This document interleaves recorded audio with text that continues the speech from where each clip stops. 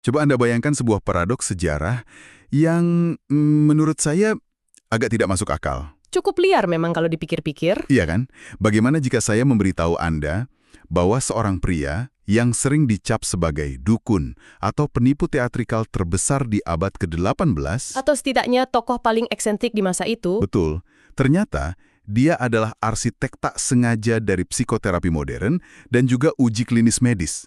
Hari ini, kita punya setumpuk catatan sejarah medis yang luar biasa untuk ditelusuri. Sumber yang sangat kaya. Dan sebagai pemandu utama dalam sesi penelusuran mendalam kita kali ini, kita akan mengacu pada sebuah ringkasan brilian yang dibuat oleh Yusdi Lastutianto. Ringkasan itu merangkum berbagai sumber sejarah dengan sangat baik. Sangat baik. Misi kita jelas, mengungkap kisah nyata yang sangat liar dari Franz Anton Mesmer. Oke, mari kita bedah ini. Kita akan menyelami bagaimana ilmu pengetahuan terkadang menemukan kebenaran. Kebenaran yang mutlak revolusioner. Ya, seperti efek placebo dan alam bawah sadar, justru saat mereka sedang berusaha mati-matian membuktikan bahwa seseorang itu pembohong. Yang paling menakjubkan di sini adalah Mesmer beroperasi di era pencerahan Eropa. Sebuah era yang unik. Sangat unik. Ini periode transisi di mana garis antara sains empiris dan mistisisme itu masih sangat kabur. Orang-orang sedang tergila-gila dengan penemuan gaya yang tak terlihat. Tunggu sebentar, gaya tak terlihat ini maksudnya seperti apa? Bayangkan saja, ilmuwan saat itu baru saja takjub dengan teori gravitasi Newton yang tak terlihat. Atau listrik statis yang bisa menyetrum.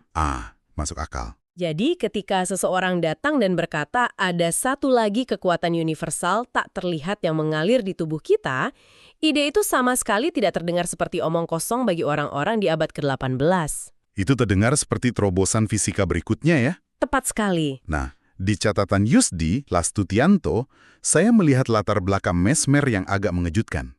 Dia ini doktor dari Wina. Dia menulis disertasi doktornya tentang pengaruh gravitasi planet terhadap cairan di dalam tubuh manusia. Tapi ada masalah dengan disertasinya kan? parah sih, sebagian besar disertasinya ternyata menjiplak tulisan dokter Inggris bernama Richard Mead. Sayangnya itu fakta sejarah yang memalukan bagi Mesmer. Dari Mead inilah dia meracik teori intinya, bahwa penyakit manusia berakar dari ketidakseimbangan kekuatan universal. Dan dokter harus memanipulasi cairan itu. Tapi Mesmer ini sangat defensif soal teorinya. Dia punya argumen pembelaan yang kuat. Ya, dia menganalogikan metodenya sebagai indera buatan keenam. Dia bilang, coba bayangkan seseorang baru saja menemukan mikroskop. Oke. Jika penemu itu mencoba menceritakan dunia mikroba kepada ilmuwan lain tanpa menyuruh mereka melihat sendiri ke dalam lensa mikroskop, Penemu itu pasti akan ditertawakan. pasti. Kata Mesmer, Anda harus mengalaminya sendiri untuk memahaminya, bukan sekedar membaca teorinya di atas kertas. Dan itu membawa kita ke tahun 1774, sebuah titik balik. Kasus Franziska Oesterlin. Franziska ini pasien pertamanya kan? Wanita muda yang menderita histeria. Gejalanya ekstrim, kejang-kejang parah, muntah tak terkendali. Pengobatan konvensional zaman itu tidak mempan. Sama sekali tidak. Jadi Mesmer mencoba sesuatu yang radikal. Dia menempelkan magnet-magnet di perut dan kaki Franziska. Dan memicu apa yang Mesmer sebut sebagai krisis. Benar. Pasiennya kejang hebat. Tapi ajaibnya, setelah itu gejalanya mereda dan dia sembuh. Tapi disinilah momen ahanya terjadi. Mesmer sadar bukan magnetnya yang menyembuhkan. Tepat. Dia menyimpulkan bahwa penyembuhnya adalah fluida tak terlihat yang memancar dari dalam dirinya sendiri. Magnet itu cuma konduktor.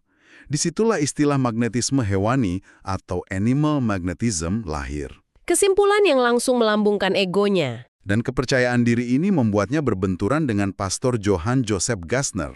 Si pengusir setan yang terkenal itu. Metode Gassner sederhana, dia memberi perintah dalam bahasa Latin. Jika pasien kejang, Gassner akan mengumumkan bahwa itu ulah iblis, lalu dia melakukan eksorsisme. Tapi kemudian Mesmer datang mengevaluasi metode Gassner. Dan Mesmer melakukan pukulan telak. Di depan para akademisi, Mesmer mendemonstrasikan bahwa dia bisa menghasilkan kejang dan kesembuhan yang persis sama, tanpa bahasa Latin atau salib. Hanya dengan sentuhannya. Ya, ringkasan Yusdi Lastutianto menyoroti ini sebagai langkah monumental dari tahayul menuju psikiatri dinamis. Gassner bukan sedang mengusir setan, dia memanipulasi ekspektasi pasien. Luar biasa. Jadi, sains versi Mesmer ini menang atas eksorsisme. Tapi kejayaannya di Wina hancur lebur karena tragedi Maria Teresa Paradis di tahun 1777. Ini kisah yang sangat tragis. Paradis ini pianis muda yang buta. Mesmer yakin magnetisme hewaninya bisa menyembuhkan kebutaan Paradis. Dan perlahan-lahan penglihatan Paradis benar-benar mulai pulih. Tapi kemampuan bermusiknya justru menurun drastis. Otaknya kebingungan memproses input visual baru. Betul. Dan orang tuanya panik. Mereka takut kehilangan uang pensiun ratu. Insiden penjemputan paksanya sangat brutal. Orang tua Paradis menyerbu rumah Mesmer. Sebuah kekacauan besar. Sangat besar. Ibunya bahkan membenturkan kepala Paradis ke dinding dalam kemarahan. Astaga. Dan ayahnya menghunus pedang ke arah Mesmer. Akibat trauma ini, Paradis kembali buta. Mesmer hancur. Dia dipaksa mengasingkan diri dari Wina. Dan dia pergi ke Paris. Panggung baru yang justru meledakkan fenomena ini. Nah, disinilah bagian yang sangat menarik. Dia tiba di Paris tahun 1778, bersaing mencari perhatian di tengah hiruk-pikuk kedatangan Voltaire dan Benjamin Franklin. Dia tahu teori medis saja tidak cukup di Paris. Dia butuh pertunjukan teater. Dia menciptakan klinik penyembuhan yang bentuknya, sungguh visual. Ada tong kaju ek raksasa yang disebut bucket. Berisi air bermagnet, serbuk besi, dan kaca. Ya. Pasien berpegangan tangan dalam ruangan remang-remang dengan aroma dupa yang menyengat, sementara Mesmer berjubah ungu masuk dan memainkan instrumen glass harmonika. Atmosfer yang sangat manipulatif secara sensorik. Pasien mengalami krisis, kejang, menangis, lalu sembuh. Kesuksesannya masif.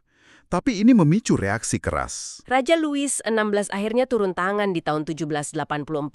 Beliau menunjuk komisi kerajaan bergengsi untuk menyelidiki Mesmer. Isinya ilmuwan top semua ya? Benar, ada Benjamin Franklin dan Lavoisier. Dan fokus komisi ini cerdas sekali, seperti yang disoroti Yusdi Lastutianto. Mereka tidak berdebat apakah pasien sembuh atau tidak. Mereka cuma mencari tahu apakah cairan magnetik itu ada. Eksperimen komisi ini sangat melampaui zaman. Mereka menutup mata pasien, kan? Ya, pasien ditutup matanya, diberitahu bahwa mereka sedang dimagnetisasi, padahal tidak. Dan mereka tetap kejang. Tunggu. Ada juga yang disuruh memeluk pohon, kan? Betul. Pohon di kebun Franklin yang diklaim bermagnet, padahal tidak sama sekali. Pasien tetap kejang di depan pohon yang salah. Wah, imajinasi mereka yang bekerja. Tepat. Jika kita hubungkan ini dengan gambaran besarnya, komisi ini menyimpulkan cairan itu tidak ada. Penyembuhan murni karena imajinasi. Secara tak sengaja, mereka menciptakan uji klinis acak tersamar atau blind clinical trial pertama di dunia. Dan mendokumentasikan fenomena yang kini kita sebut efek placebo. Tapi mesmerisme tidak mati di situ, kan?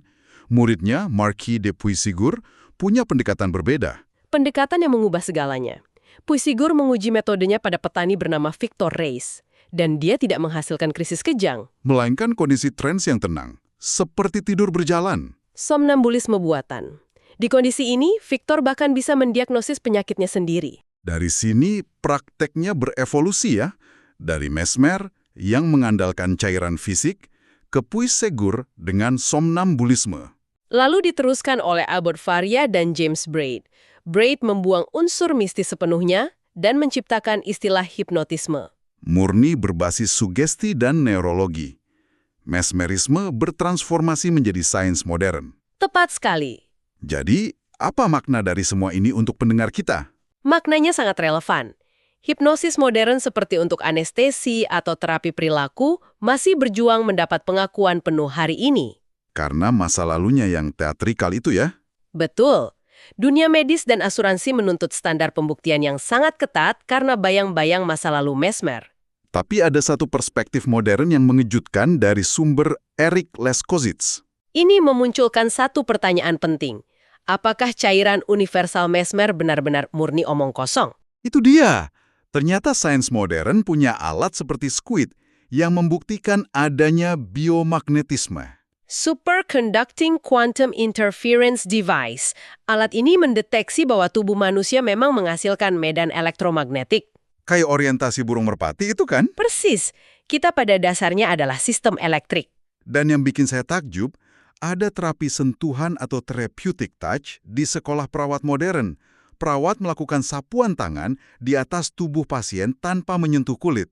untuk mempercepat penyembuhan. Bukankah itu gema yang sangat kuat dengan praktek pazes atau sapuan tangan Mesmer di masa lalu? Kesamaannya sangat jelas. Meskipun kerangka teori fisika Mesmer salah, intuisinya mungkin meraba sebuah realitas biologis. Sangat mencerahkan. Jadi mari kita rangkum untuk Anda yang mendengarkan. Ringkasan Yusdi Lastutianto benar. Mesmer mungkin salah secara fisika, tapi efek psikologis yang ia hasilkan sangat nyata. Dia memaksa dunia medis menyadari kekuatan hubungan dokter-pasien dan pikiran bawah sadar. Benar.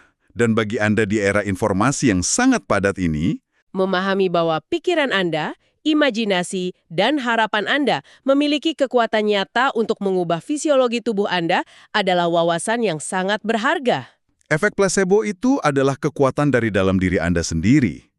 Sebagai penutup sesi penelusuran mendalam kita, saya punya satu pemikiran untuk Anda renungkan. Silakan. Metode ilmiah abad ke-18 berhasil menyangkal cairan ajaib Mesmer. Tetapi mereka melewatkan terobosan psikologis tentang efek placebo selama puluhan tahun. Hanya karena mereka belum punya alat untuk mengukur pikiran. Sebuah ironi sejarah. Jadi, pengobatan alternatif atau fenomena pinggiran apa di masa kini yang mungkin sedang kita remehkan dan tolak mentah-mentah, hanya karena sains kita belum cukup maju untuk mengukur cara kerjanya. Selamat merenung, dan sampai jumpa di penelusuran kita berikutnya.